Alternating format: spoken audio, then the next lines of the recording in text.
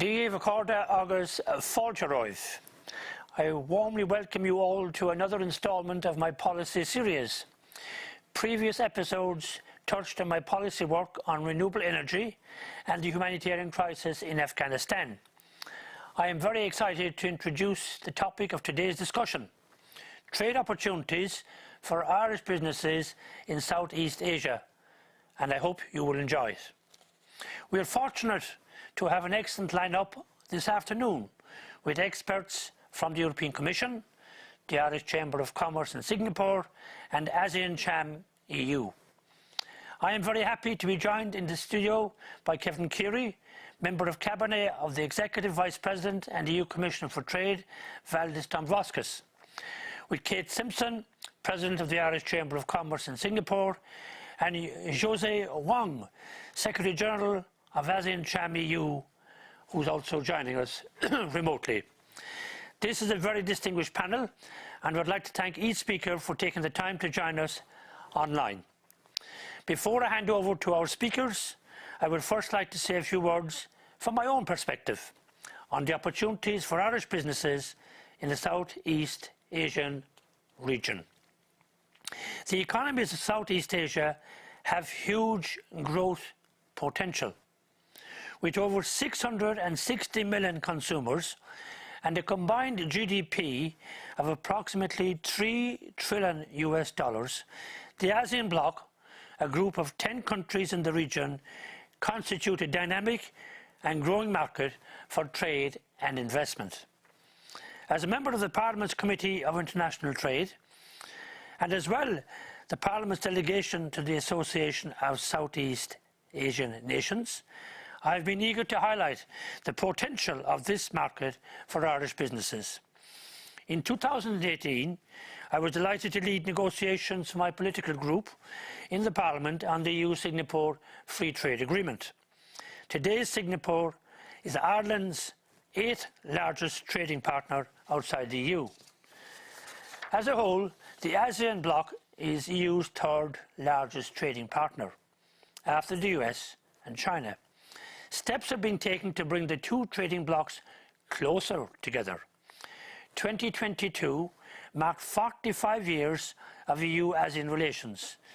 The EU and ASEAN have been strategic partners since 2020, and December 2022 saw the first ever EU-ASEAN Leaders Summit here in Brussels a few short months ago.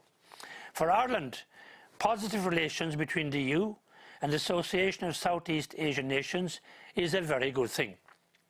Given the EU's exclusive competence to negotiate trade agreements on behalf of its member states, it is in the interest of Irish businesses that the EU continues to deepen economic relations with the bloc.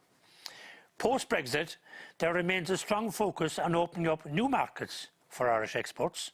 There are considerable opportunities for Irish business in the food and beverage, pharmaceutical and green technology sectors in Southeast Asia, amongst many others. In addition, the EU and ASEAN concluded the world's first bloc-to-bloc air transport agreement last year. The agreement boosts connectivity between the two blocs and opens a potential window of opportunity for Ireland's flourishing aviation sector. Irish businesses are already making their presence known in South Asian markets. Organisations such as Kerry Group have opened offices in Singapore, Bangkok and Manila. Enterprise Ireland and Board B have bases in the region and continue to support introduction of Irish businesses to the growing market. Despite this considerable potential for growth, Southeast Asia constitutes a diverse bloc of countries with very different economies and societies. In comparison to the EU, the ASEAN bloc is much less consolidated. Nothing close to the EU single market exists between the 10 countries in terms of movement of goods or capital. This creates considerable obstacles for business exporting into the region. In a recent survey of European business actors within Southeast Asia, only 6% of respondents believe that economic integration is progressing fast enough.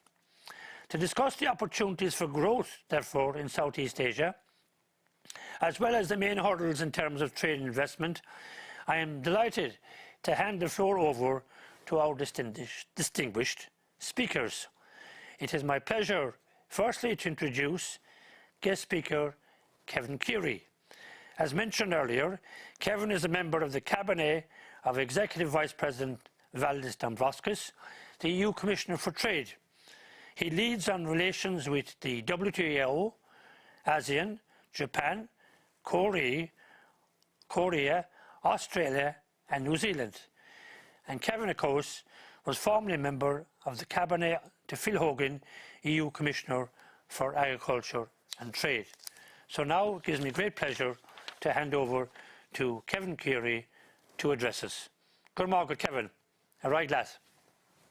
Good morning, Jan, and thank you, Honourable Member Kelly, for inviting me to participate in this webinar.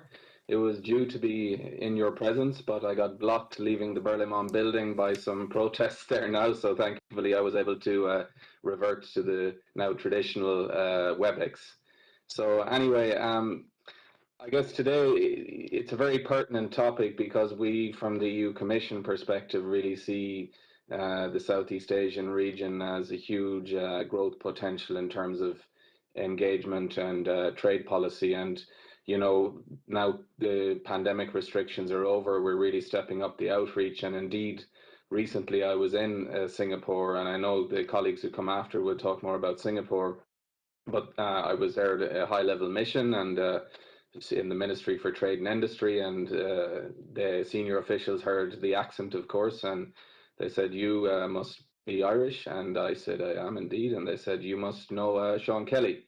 I said, "In fact, I do," and they all spoke highly of Sean Kelly and his role in facilitating the EU-Singapore trade agreement. So it seems like a broad and faraway region, but the Sean Kelly calling card, as always, comes in very good there. So your work is very appreciated, I think, Sean, in that particular region. So anyway, I know colleagues are going to, Joseph and Kate are going to speak more about Singapore. So I've been asked to speak more about the region as a whole, the opportunities, what we are doing for business there from the Commission perspective, why and how businesses can sort of access this market, and we have some practical pointers at the end. So first of all, I guess what we're doing, we have our Indo-Pacific strategy from 2021, September, which really placed a major emphasis on deepening trade and political relationships with the region. It's a burgeoning region, as Sean mentioned the statistics.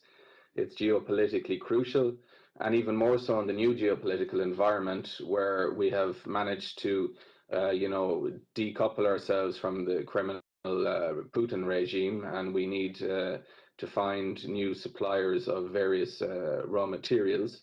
We also have a situation where trading relationships have become more difficult with China due to the COVID restrictions, etc. So it's not really about decoupling from China, it's more like de-risking, so diversification. So suddenly the burgeoning ASEAN countries from Indonesia, Thailand and so on have become a far more interesting prospect from the perspective of Europe. So what are we doing? We've done FTAs with Vietnam and Singapore. We've concluded them, and I'll just give you an example of how successful they can be. The Vietnam agreement entered into force only in the 1st of August 2020. And despite taking place in the midst of COVID, we already saw the trade actually did not decrease like it did the rest of the world during COVID. It held steady. And it's been booming ever since, around 30% year-on-year growth in trade volumes between the EU and Vietnam. We're also negotiating ambitious and comprehensive deals with Indonesia. We also have on the sort of back burner several other negotiations, but I want to focus on Indonesia because you've got a country that's a G20 economy, 270 million people. Yet it's only our 5th trading partner in the region. It's an enormous, so therefore there's enormous potential. The state of play currently, it's not easy to do trade with Indonesia. There's a lot of red tape, there's a lot of licenses, restrictions. It's hard for EU companies, Irish companies, to get a fair level playing field with the local companies or those who enjoy FTAs with Indonesia already. So we're negotiating very intensively with Indonesia. So traditionally, you try and remove tariffs and liberalize rules of origin, but the EU approach is far more comprehensive. We focus on access to the services market, government procurement, digital, which is hugely complex from the perspective of Indonesia. And this really gives our companies then a fair crack at the whip. And just an anecdote, for instance, as you rightly mentioned, Sean, I previously worked for Commissioner Phil Hogan, and he did a lot of excellent work opening markets for agri-food products. He had a very offensive, outward-looking agri-food trade policy campaign. And when we went to Indonesia, we found that, for instance, at the time, certain EU dairy exporters could get access to the market, but only via a certain port, which was far from Jakarta. So it's these type of granular difficulties where other importers were able to get access to the main Jakarta port. So when we're looking at trying to improve the situation for Irish and European traders, these are the type of issues we look at in detail. So that's Indonesia. There's a strong push at the top political level, including at the level of President von der Leyen and my boss, Executive Vice President Dombrovskis, to get this done within the next year. It's not easy. They're difficult interlocutors. They like to protect their market, but they're obviously looking to develop their own interests, and we're trying to partner up with them through this FTA. So hopefully within the next year, we'll see some real progress on that. But I want to jump back to Vietnam because even though we don't have an FTA with Indonesia, companies started moving into Vietnam in the years leading up to the even conclusion of negotiations. The time to invest and to get set up is in anticipation of the entry into force of an FTA. So that's why the time to look at the Southeast Asia region really is now. So then I want to quickly move on to Thailand, which is looking good.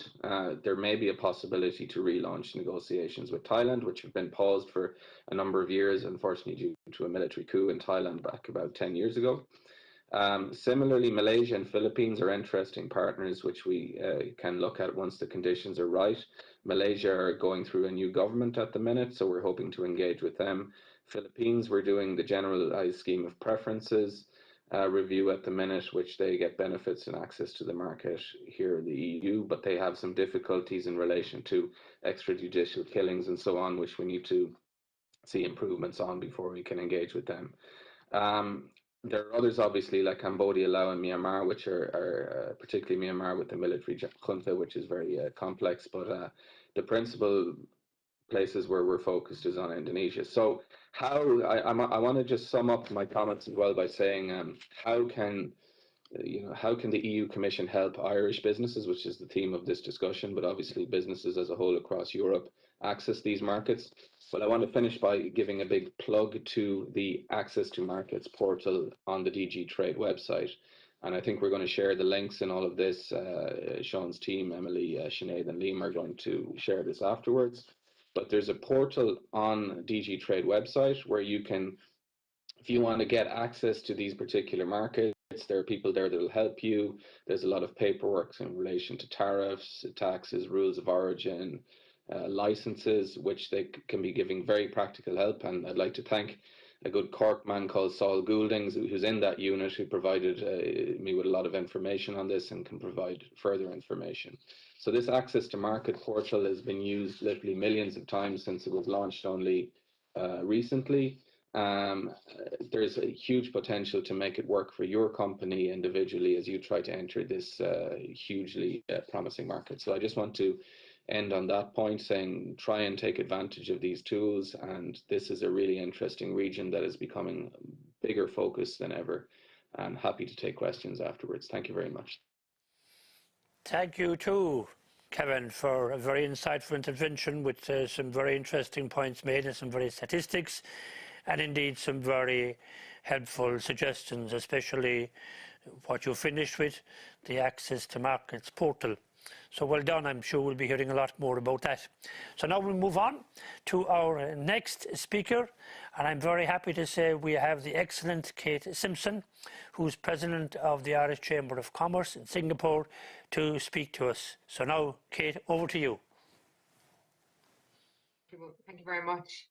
First of all, Honourable Member Kelly, and also to my counterparts on today's call, and also to those who have dialed in this afternoon and this morning across the different continents. The way I wanted to structure today's discussion was around market size, which Kevin gave an excellent introduction and overview of. Looking at the size of the market, as Sean mentioned earlier, it's a huge population size of over 160 million potential consumers, a number of whom are within a very short flight of each other now that the travel has reopened and has been made significantly easier, certainly in more recent months. Singapore is fully opened and a number of our neighbours are too. So I think that's the one point to highlight, is that if you are an Irish company and you're looking to expand into the region, to look at a starting point, yes, perhaps Singapore, but also to look within markets that are within a short distance. And if you're coming out to even to do an investigative exercise, whether that there is a potential for your business to grow here, it is worth covering a number of countries in one single trip, and the borders and facilitated travel being fully open now certainly facilitates that.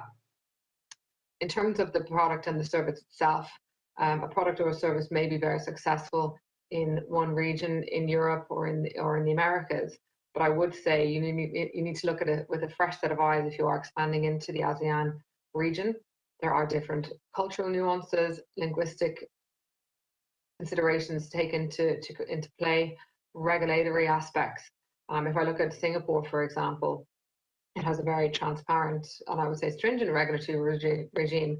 However, that also makes it a very strong place.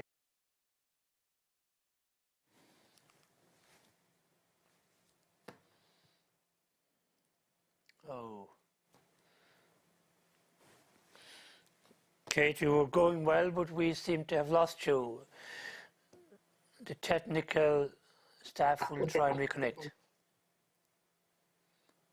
Okay, Kate, speak away. Great. Thank you very much. Thank you, Sean. So looking at each individual country, one piece of feedback that we've certainly seen is that it does help to have a physical presence in the market. One, to show that you are really committed to the market and to the particular country, but also when you're dealing with suppliers and consumers, that you have somebody that you can speak to in person, and also within your time zone. One of the other things that we see is that in terms of a service, post-service offering, that you have customer service availability around the time zone.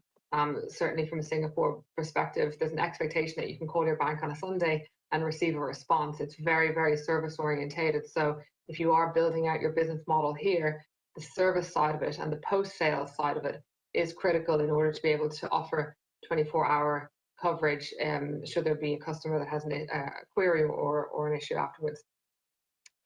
So that I think to summarize that, the market size is huge potential, looking at each individual country and their particular requirements. Leveraging local organizations such as chambers of commerce can be incredibly helpful, and also the trade agencies. We have Enterprise Ireland, IDA and Board BIA, and the chambers of commerce complement the trade agencies in terms of being able to have an individual member base. As an Irish Chamber of Commerce Singapore, we also sit on the European Chamber Board, so we also have a very regular discussion with our European counterparts, which is crucial, exactly to Kevin's point, with respect to trade agreements which benefit the entire EU market. Looking at which services and trends are important and which sectors are booming in particular countries, to give you an overview, I would say in Singapore, certainly the high-tech construction industry. To give you an example of an Irish company doing very well, you have the PM Group, who are in the business of pharmaceutical and project management, digital services, reg tech, insure tech. Everything, I think, with tech in the end, Singapore is incredibly strong. They even have a subsidiary within the government, GovTech, that has and produces health applications. One of the applications that was built during COVID was built in 48 hours. So there's a huge focus on tech and innovation in the sector. Financial services, a number of financial services firms, asset managers, banks have their headquarters here in Singapore, and also healthcare. I would also mention food. We have St. Patrick's Day coming up, which is there'll be a number of events globally. And there was an event yesterday with Board Bia and a number of local companies here. We're now bringing beef and lamb into the region. So there's huge focus on diversification, and to Kevin's point around looking at alternative markets within the region. So I would say food is one of the markets to watch from a Singapore perspective. A lot of the there's a huge dependency on importation.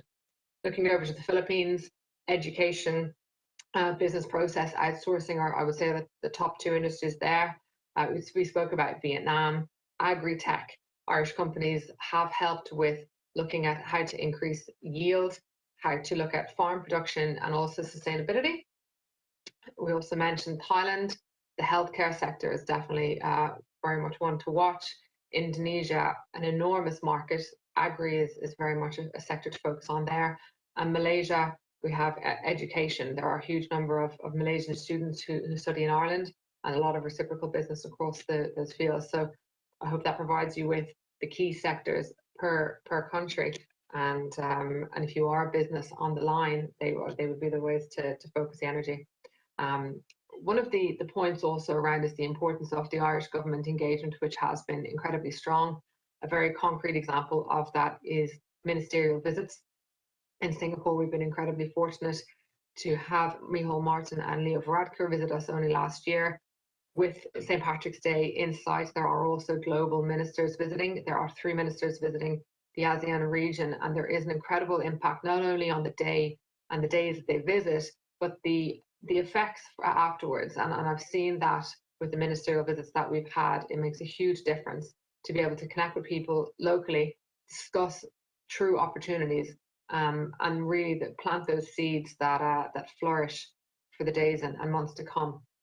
So I would say the ministerial engagement is key, and not to forget the embassies. We have a new Irish ambassador here, Her Excellency Sarah McGrath, who's incredibly plugged into the business environment, what's going on, helping Irish companies, connecting the chamber with Irish companies. So it's very much a joint up effort between the embassies, the agencies, the chambers, but also individuals in their own capacities, in terms of connecting the dots between ASEAN and Ireland, and vice versa. And I would say if we look at an EU angle, certainly the European Chamber and equivalent associations are very, very strong, because we also need to share information, tips and tricks across each other's countries. So I would say, in summary, if you are a company on the line that's interested to expand your business into the region, Enterprise Ireland have excellent resources which we can share. Please do get in touch with the head of our Asia office here, Kevin Ryan. We can share his email afterwards. But also, if you are visiting the region, please do not hesitate to reach out to the chamber. We hold a first Friday breakfast for anyone who's either visiting for a business trip, or who is a resident here. And we really want to connect you with your counterparts, peers, and potentially clients if you are visiting. So I hope that provides you with an overview of the landscape and the key themes in the ASEAN region. Thank you. Kate, that was excellent, Kate. Thank you very much. And indeed, very helpful, because you have pointed out that the services that are available to help businesses if they want to get involved in ASEAN, that's hugely important. And also, I think it was interesting that you mentioned about the value and the positive spin-off from ministerial visits, especially on St. Patrick's Day, which is in marked contrast to what we sometimes read in the media, where people are criticising ministers for going on these and calling them junkets, where in actual fact, I think you're absolutely right, the spin-off and the opportunity around St. Patrick's Day cannot be probably overstated. So thank you very much for that, Kate. So now we're going to go to our third and final guest speaker here today, and I see he was with us earlier on, so the connection should be fine. That's Jose Wong, who is Secretary General of ASEAN Cham EU. Kate mentioned about Chambers of Commerce. Jose is one of the founding members of the ASEAN Cham EU, the first chamber of commerce for ASEAN companies in the EU. He has more than a decade of experience working in economic policy, trade and government affairs, including 9 years at the Singapore Ministry of Trade and Industry. So no better man to tell us what is happening there and what we might be able to achieve by cooperating with them. Okay, over to you, Jose. Thank you.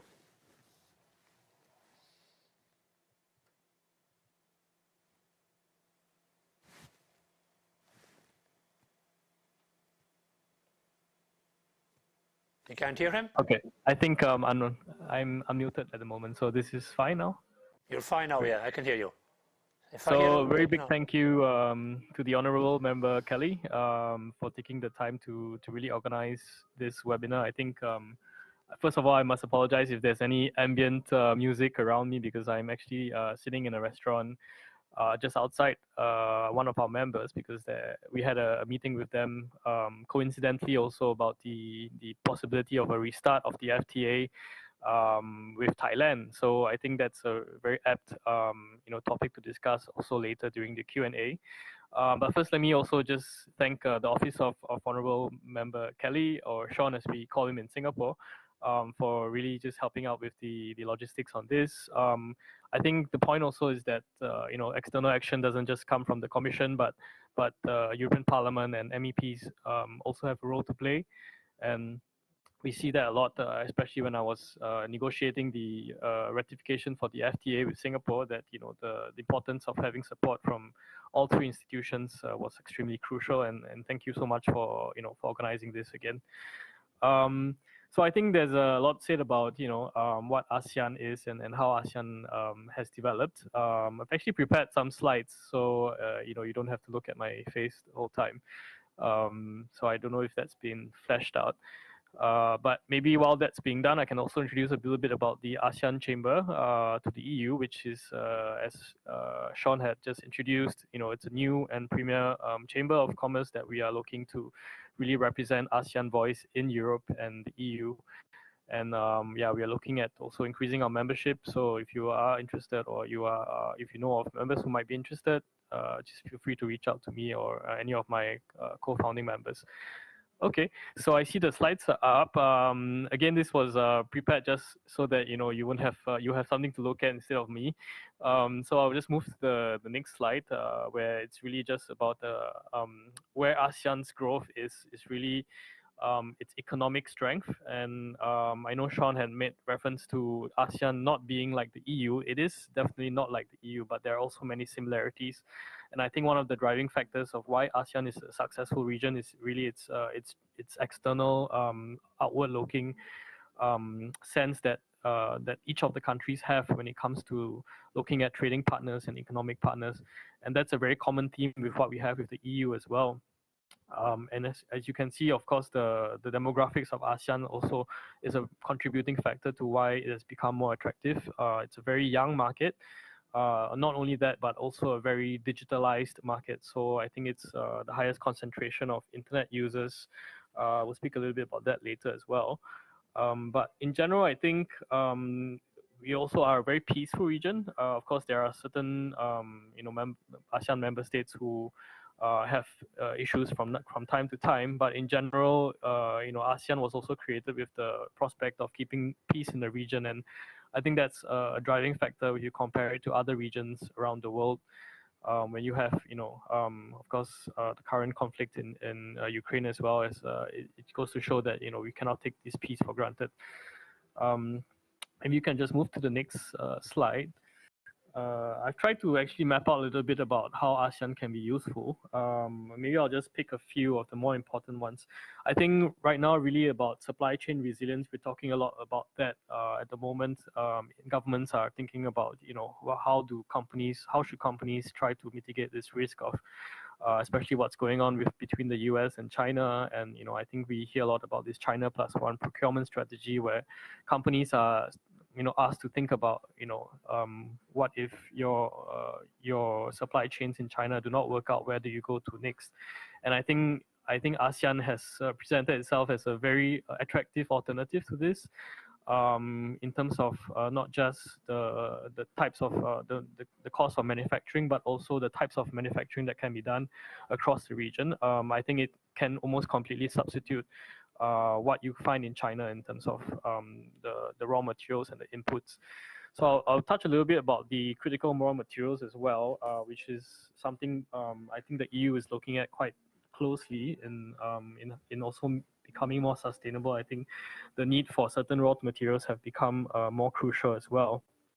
And I think you can actually find some of these raw materials in ASEAN. Of course, not every member state has raw materials, but I think you would find tin, bauxite, nickel, gold, and copper in Indonesia, a bit in Vietnam as well. And I think these are materials that the EU can explore. I know that they're currently negotiating a raw materials agreement with Norway, so I don't see why the same cannot be done with ASEAN countries. In the context of whether it's in the FTA or as a separate agreement. In terms of energy security, of course, I think this is also becoming a little bit more important these days. We see that the EU has been quite active in looking for alternative sources, especially for LNG. Indonesia, Malaysia, and Brunei are all net exporters of natural gas, and Singapore has, of course, developed a very strong technologies for LNG and also for regasification. So I think there's a lot of potential for really tapping into this market, which might not have been so apparent before the energy crisis. And I think these are just some suggestions as well on how the EU can think about. I think moving on to the digital aspect, I think you mentioned someone, maybe Kate was mentioning about the growth of the technology in ASEAN. We are very much growing as a internet economy. I would say 400 million internet users. It's probably the biggest internal market of internet users, with about 125,000 new users coming on every day.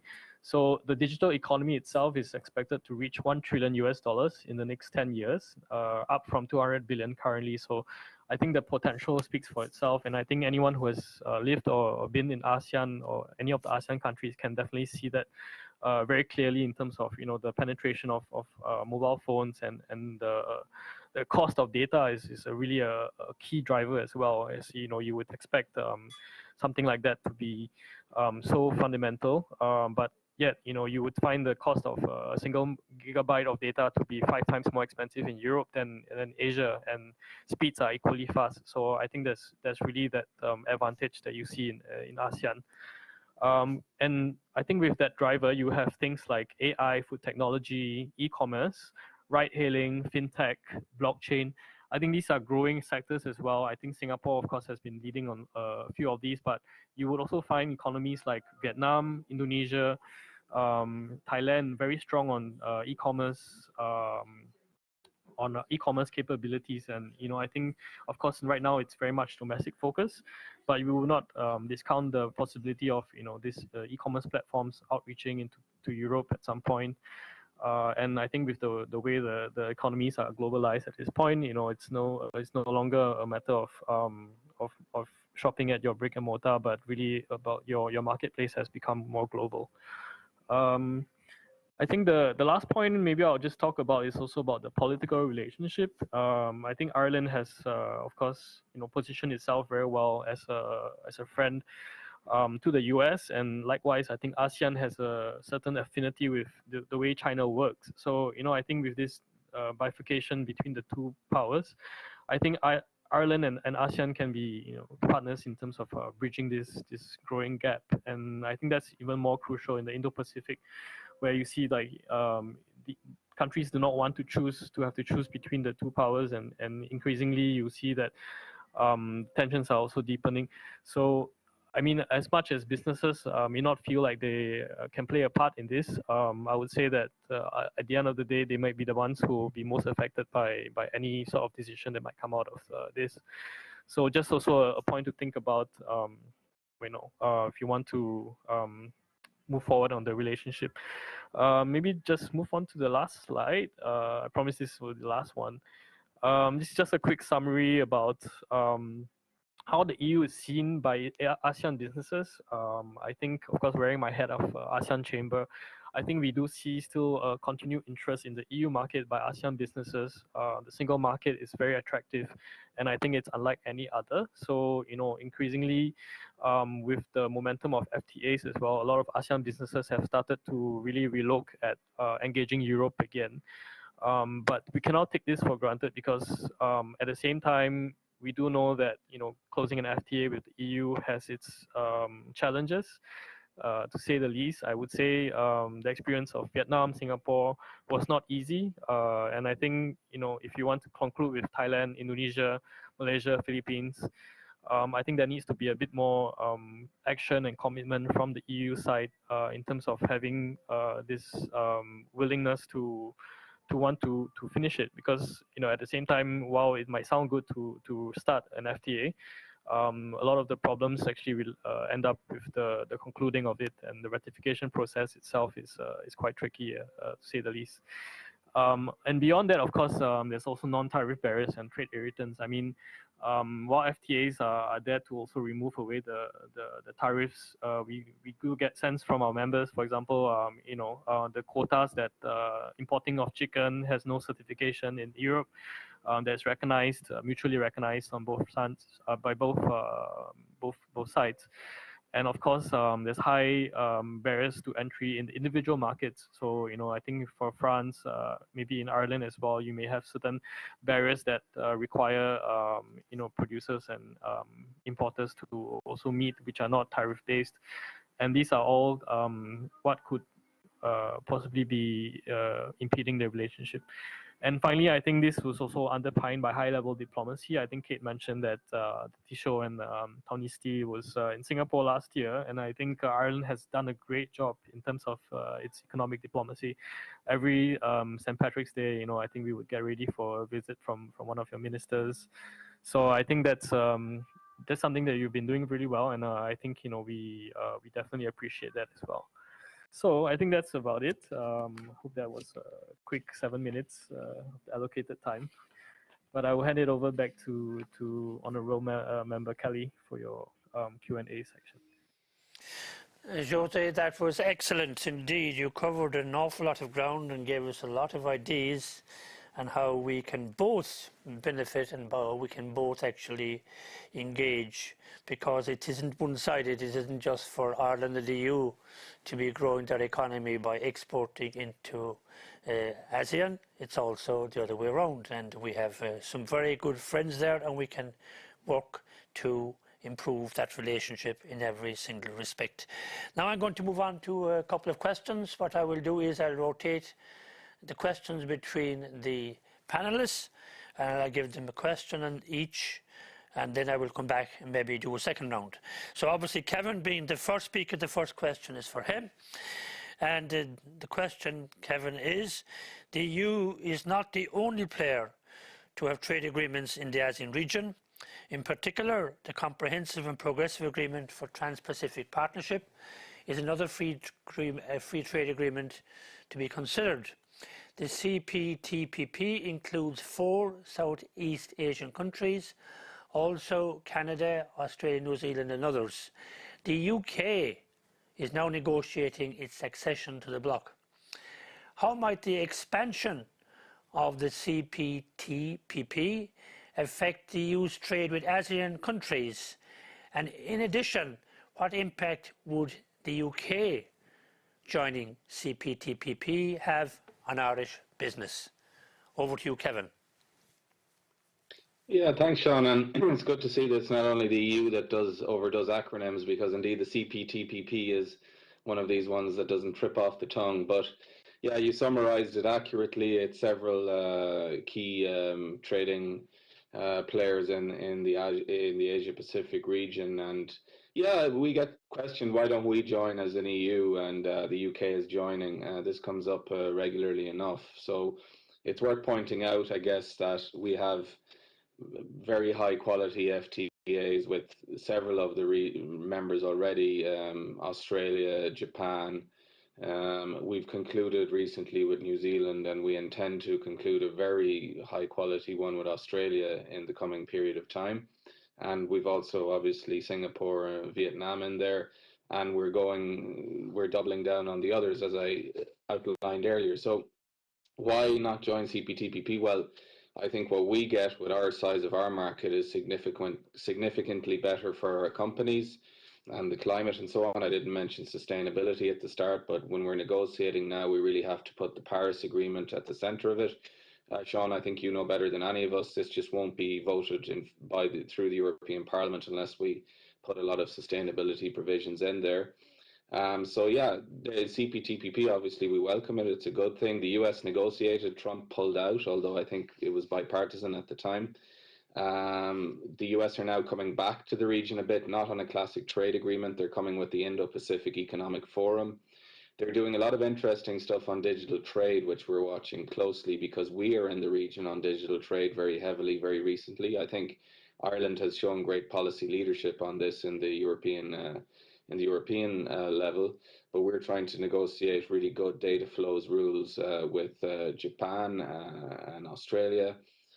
We've done digital trade principles with Singapore recently, and we see this as a way of making it easier for data economy actors to do business in this region. And it's everything from, even education services. So you'd be surprised to know that certain countries require that if you're providing a data service, the data has to be all stored in a server in the country in which you're providing it. And we're trying to negotiate rules that say the data should be able to flow freely between servers and companies in Ireland or the EU, for instance, to the region. So this is a very important element as well. So yeah, CPTPP is good, but in short, I think we are doing better and we will continue to do better. Thanks. Thank you very much, Kevin. That was a very clear and precise answer. So now I come to Kate. And Kate, I've heard several times, especially when I was involved as a rapporteur for the free trade agreement with Singapore, that Singapore was the gateway to ASEAN, or a point of entry to ASEAN Pacific markets. So should businesses consider establishing only in Singapore or directly in other countries? And if they do, what specific challenges may this give rise to? Okay, Kate. It's a good question, Sean. Thank you for posing it. We often use the analogy of the Ireland being the little green dot and Singapore being the little red dot, and the similarities between both countries, English-speaking gateways to our respective trading hubs into the EU and also into ASEAN. We do have, as you mentioned very rightly, a huge focus on digitalization across Ireland and Singapore. So to answer your question, I would say as a rule-based, very transparent location to do business in, Singapore is an excellent starting point. The market size is smaller.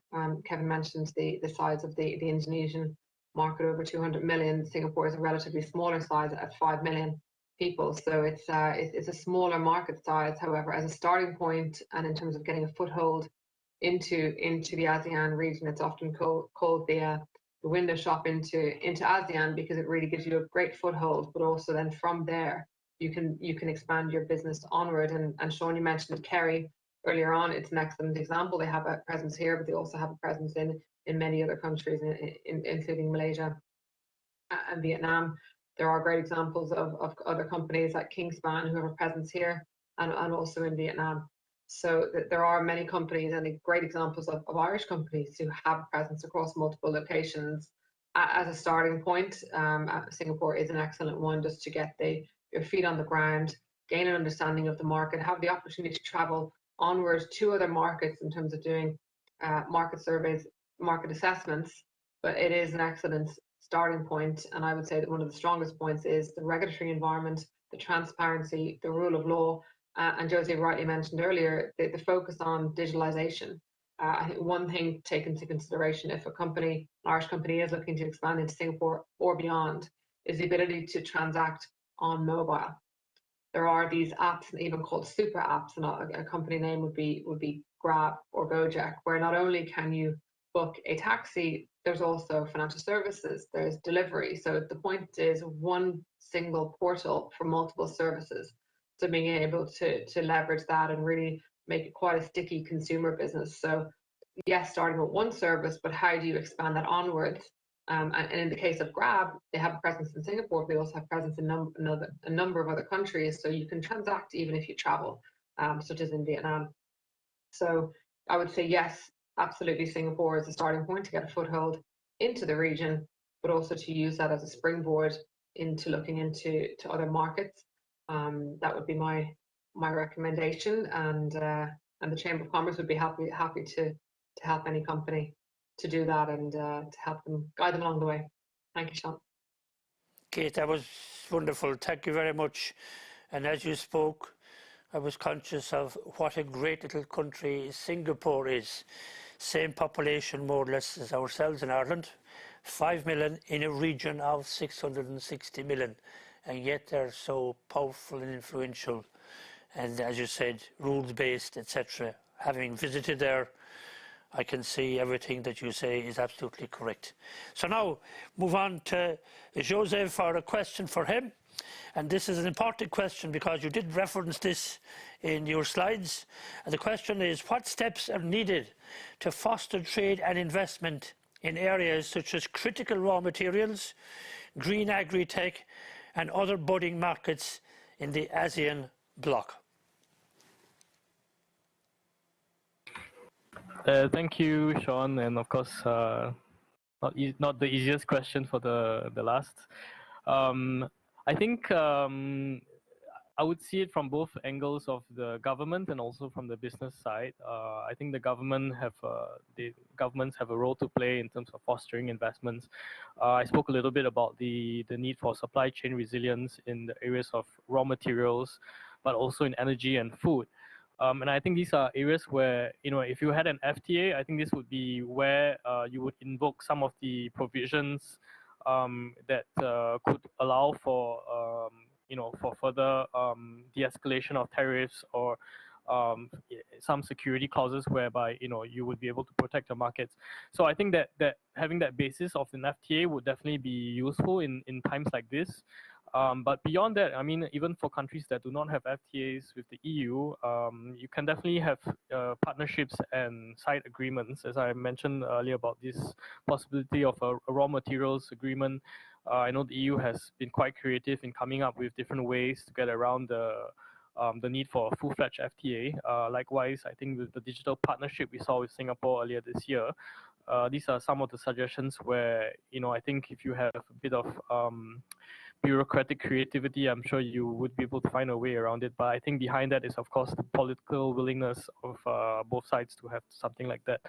And I think Singapore has been doing a great job in terms of pushing the forefront of securing its needs with the EU. And I think the digital partnership was something that was very interesting. I think a great model for other countries to follow as well.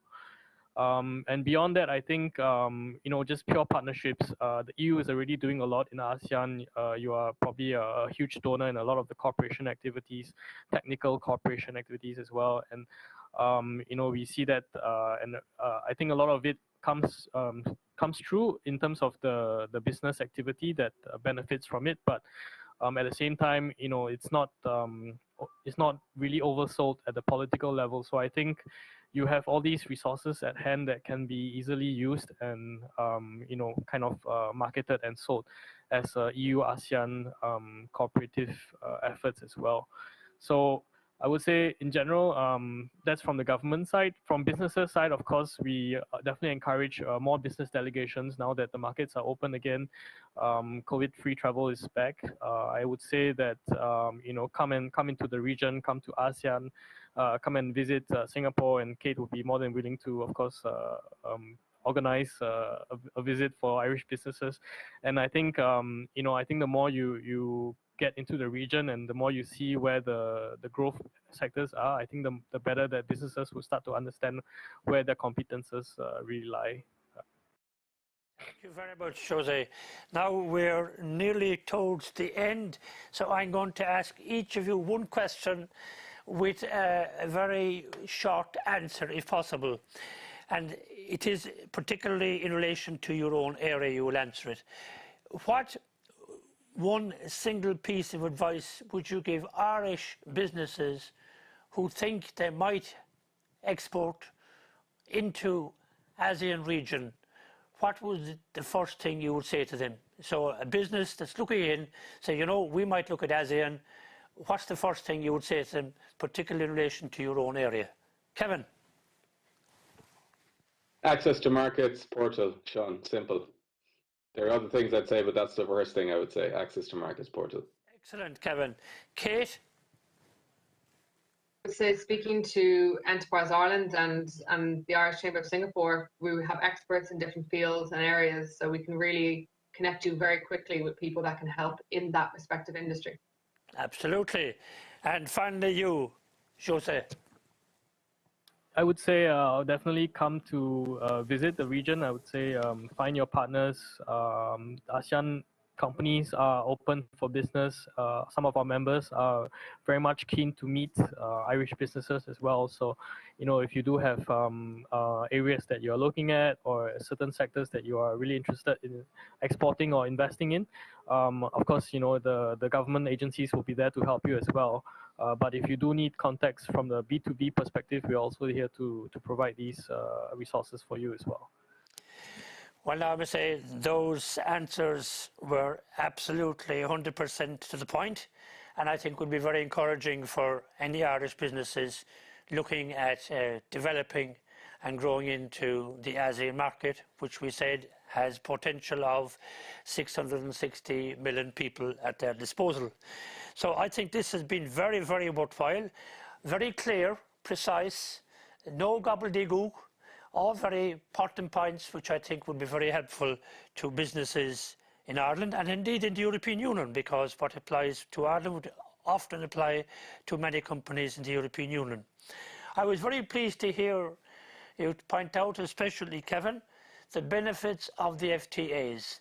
Sometimes we don't hear these enough, and to see the growth that's there already and the potential growth, as Jose said, continuing over the next number of years, where there's massive growth potential, and the FTAs have a big part to play in that. That's something should encourage us, particularly at Parliament level, to ensure that we get Indonesia and other ones done as soon as possible.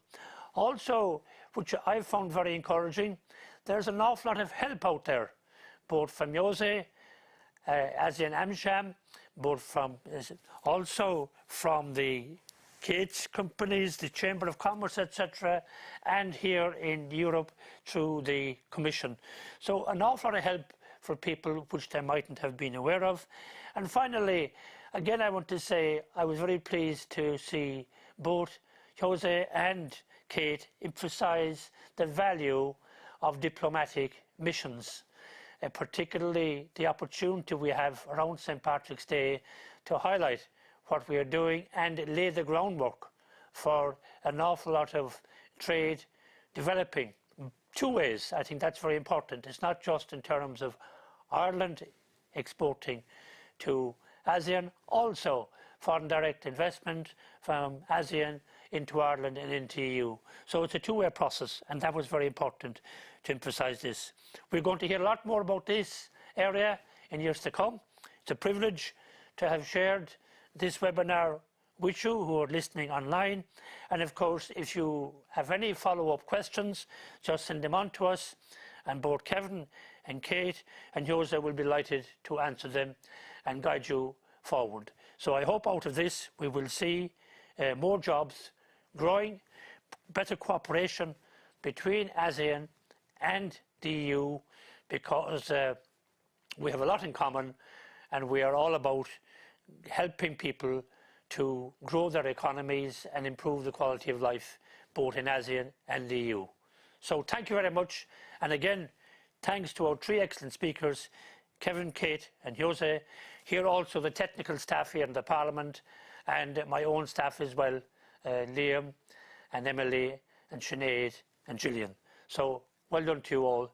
Enjoy the rest of the day. Gormagiv, August Lawn, and have a very good St. Patrick's Day.